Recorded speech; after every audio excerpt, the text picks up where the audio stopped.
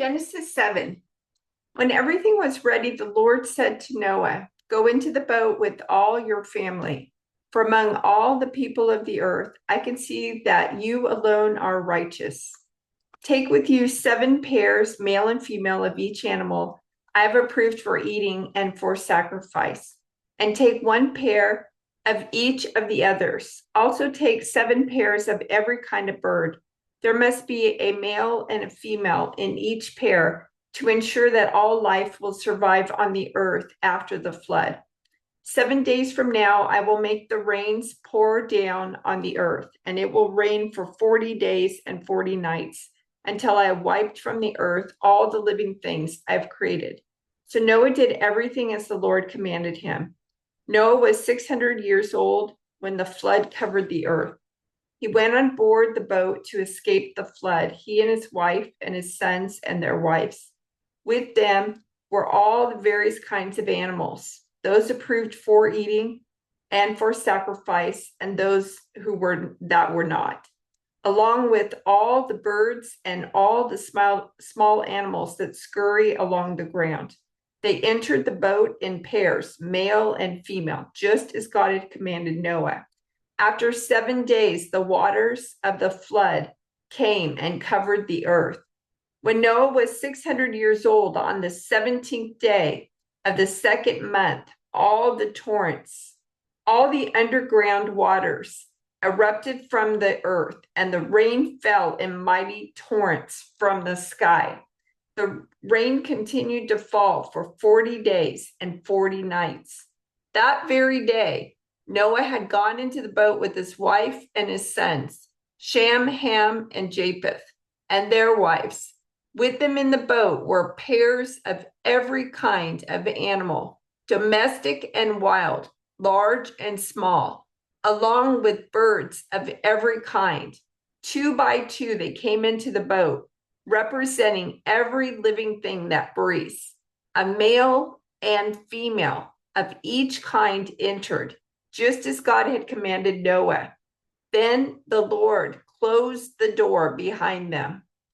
For 40 days, the floodwaters grew deeper, covering the ground and lifting the boat high above the earth. As the waters rose higher and higher above the ground, the boat floated safely on the surface. Finally, the water covered even the highest mountains on the earth, rising more than 22 feet above the highest peaks. All the living things on earth died: birds, domestic animals, wild animals, small animals that scurry along the ground, and all the people. Everything that breathed and lived on dry land died. God wiped out every living thing on the earth: people, livestock, small animals that scurry along the ground, and the birds of the sky. All were destroyed. The only people who survived were Noah and those with him in the boat. And the floodwaters covered the earth for 150 days. But God remembered Noah and all the wild animals and livestock with him in the boat.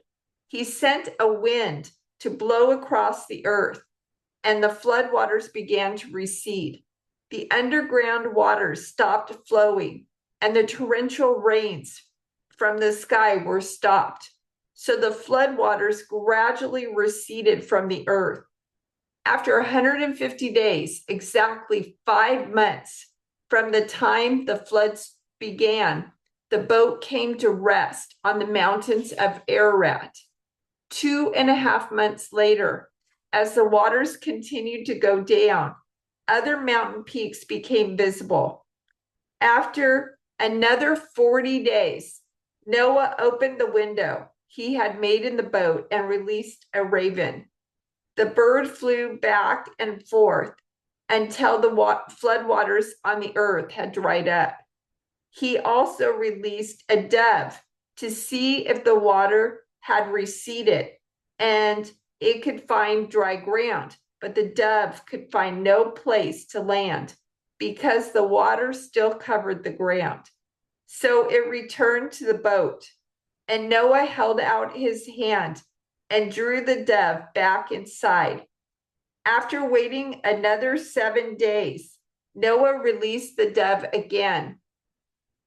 This time the dove returned to him in the evening with a fresh olive leaf in its beak.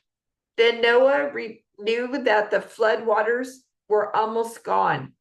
He waited another 7 days and then released the dove again. This time it did not come back. Noah was now 601 years old.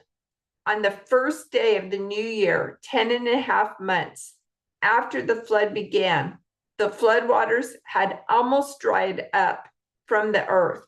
Noah lifted back the covering of the boat and saw that the surface of the ground was drying.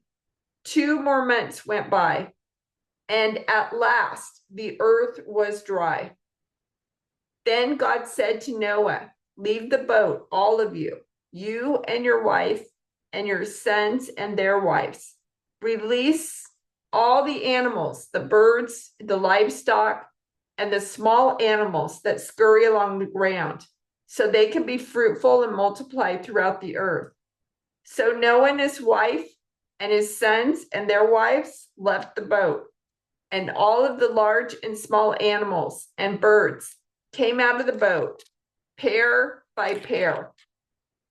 Then Noah built an altar to the Lord, and there he sacrificed as burnt offerings the animals and birds that had been approved for that purpose. And the Lord was pleased with the aroma of the sacrifice and said to himself, "I will never again curse the ground because of the human race, even though everything they think or imagine is bent toward evil from childhood. I will never again destroy all living things. As long as the earth remains, there will be planting and harvest, cold and heat, summer and winter, day and night." Then God blessed Noah and his sons and told them, "Be fruitful and multiply, fill the earth, all the animals of the earth, all the birds of the sky, all the small animals that scurry along the ground, and all the fish in the sea will look on you with fear and terror. I have placed them in your power. I have given them to you for food, just as I have given you grain and vegetables. But you must never eat any meat that still has the lifeblood in it. And I will require the blood of anyone who takes another person's life. If a wild animal kills a person, it must die. And anyone who murders a fellow human must die. If anyone takes a human life, that person's life will also be taken by human hands. For God made human beings in his own image. Now be fruitful and multiply and repopulate the earth." Then God told Noah and his sons, "I hereby confirm my covenant with you and your descendants, and with all the animals that were on the boat with you, the birds, the livestock, and all the wild animals, every living creature on earth. Yes, I am confirming my covenant with you. Never again will floodwaters kill all living creatures. Never again will a flood destroy the earth." Then God said, "I am giving you a sign of my covenant with you and with all living creatures for all generations to come. I have placed my rainbow in the clouds. It is the sign of my covenant with you and with all the earth. When I send clouds over the earth, the rainbow will appear in the clouds, and I will remember my covenant with you and with all living creatures. Never again will the floodwaters destroy all life. When I see the rainbow in the clouds, I will remember the eternal covenant between God and every living creature on earth." Then God said to Noah, Yes, this rainbow is the sign of the covenant I am confirming with all the creatures on earth. The sons of Noah who came out of the boat with their father were Shem, Ham, and Japheth. Ham is the father of Canaan. From these three sons of Noah came all the people who now populate the earth. After the flood, Noah began to cultivate the ground and he planted a vineyard. One day he drank some wine he had made, and he became drunk and lay naked inside his tent. Ham, the father of Canaan, saw that his father was naked and went outside and told his brothers. Then Shem and Japheth took a robe, held it over their shoulders, and backed into the tent to cover their father. As they did this, they looked the other way so they would not see him naked. When Noah woke up from his stupor, he learned what Ham, his youngest son, had done. Then he cursed Canaan, the son of Ham. May Canaan be cursed. May he be the lowest of servants to his relatives. Then Noah said, May the Lord, the God of Shem, be blessed, and may Canaan be his servant. May God expand the territory of Japheth. May Japheth share the prosperity of Shem, and may Canaan be his servant. Noah lived another 350 years after the great flood.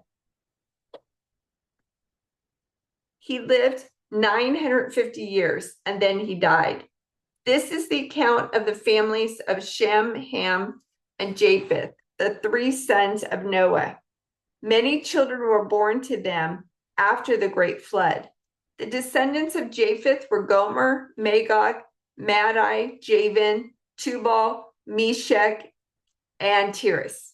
The descendants of Gomer were Ashkenaz, Rephath, and Togarmah. The descendants of Javan were Elisha, Tarshish, Kittim, and Rodanim.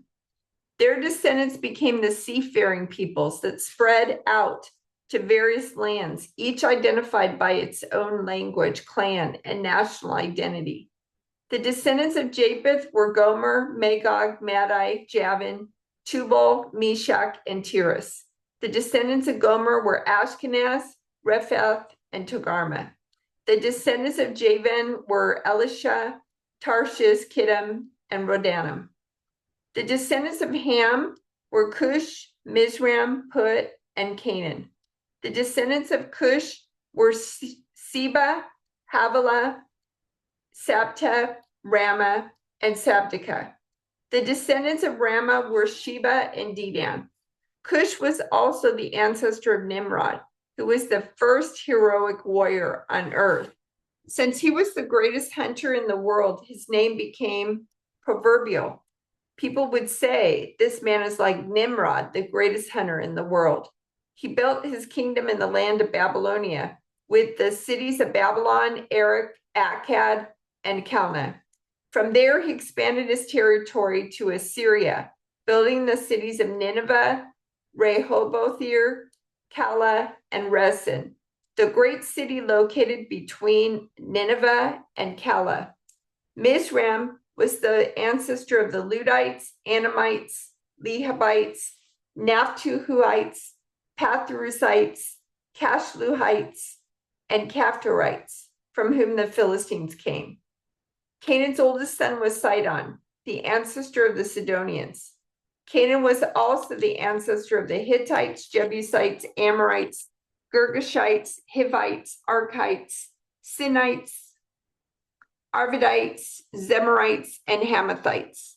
The Canaanite clans eventually spread out, and the territory of Canaan extended from Sidon in the north to Gerar and Gaza in the south, and east as far as Sodom, Gomorrah, Admah, and Zeboim near Lasha. These were the descendants of Ham, identified by clan, language, territory, and national identity. The descendants of Ham were Cush, Mizraim, Put, and Canaan. The descendants of Cush were Seba, Havilah, Sabta, Ramah, and Sabdika. The descendants of Ramah were Sheba and Dedan. Cush was also the ancestor of Nimrod, who was the first heroic warrior on earth. Mizraim was the ancestor of the Ludites, Anamites, Lehites, Naphtuhites, Pathrusites, Cashulites, and Caphtorites, from whom the Philistines came. Canaan's oldest son was Sidon, the ancestor of the Sidonians. Canaan was also the ancestor of the Hittites, Jebusites, Amorites, Girgashites, Hivites, Archites, Sinites, Arvadites, Zemarites, and Hamathites. Sons were also born to Shem, the older brother of Japheth. Shem was the ancestor of all the descendants of Eber. The descendants of Shem were Elam, Asher, Arphaxad, Lud, and Aram. Arphaxad was the father of Shelah, and Shelah was the father of Eber. Eber had two sons. The first was named Peleg, which means division, for during his lifetime, the people of the world were divided into different language groups. His brother's name was Joktan. Joktan was the ancestor of Almadad, Sheleph, Hazarmaveth, Zerah. Joktan was the ancestor of Almadad, Sheleph, Hazarmaveth, Zerah. Hadoram, Uzal, Diklah, Obal, Abimael, Sheba, Ophir, Havilah, and Jobab. All these were descendants of Joktan. The territory they occupied extended from Mesha all the way to Sephar in the eastern mountains. The descendants of Shem were Elam, Asher, Arphaxad, Lud, and Aram. The descendants of Aram were Uz, Hol, Gether, and Mash. Arphaxad was the father of Shelah. Shelah was the father of Eber. Eber had two sons. The first was named Peleg, which means division, for during his lifetime, the people of the world were divided into different language groups. His brother's name was Joktan. Joktan was the ancestor of Almadad, Sheleph, Azarmaveth, Zerah, Hadoram, Uzal, Diklah, Obal, Abimael, Sheba, Ophir, Havilah, and Jobab. All these were descendants of Joktan. These were the descendants of Shem identified by clan, language, territory, and national identity. These are the clans that descended from Noah's sons, arranged by nation according to their lines of descent. All the nations of the earth descended from these clans after the great flood.